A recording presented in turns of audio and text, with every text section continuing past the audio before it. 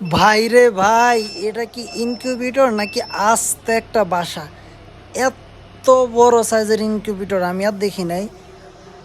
আর S Shahin ভাই এত বড় একটা ইনকিউবেটর উনি নিজে তৈরি করছে। এটার মধ্যে 4-5 জন মানুষ অনায়াসে থাকতে পারবে বাবা।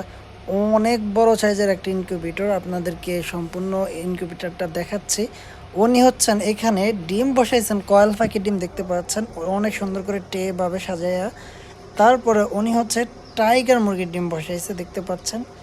ওনার কিন্তু এখানে এখনও হিউজ পরিমাণে ডিমের ট্রে বসানোর জায়গা আছে। উনি হচ্ছে যেহেতু ওনার প্যারেন্টস কম, ওনার ডিমের কালেকশন এখন এই মুহূর্তে কম, যতটুকু আছে উনি হচ্ছে সবগুলো বসায় দিছে দেখতে পাচ্ছেন। আলহামদুলিল্লাহ ওনার উনি কিন্তু ইতিপূর্বে এই মেশিন থেকে কিন্তু কয়েল পাখি এবং মুরগির বাচ্চা কিন্তু উৎপাদন করছে, হ্যাঁ মানে একবার এক বেচ বের করছে।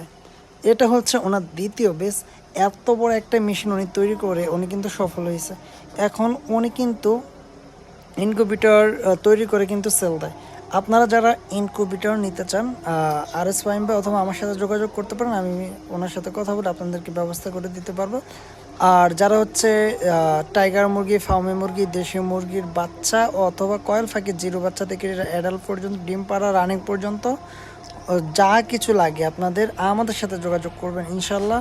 বা আর এস আপনারা শাহিন ভাইয়ের সাথে যোগাযোগ করবেন।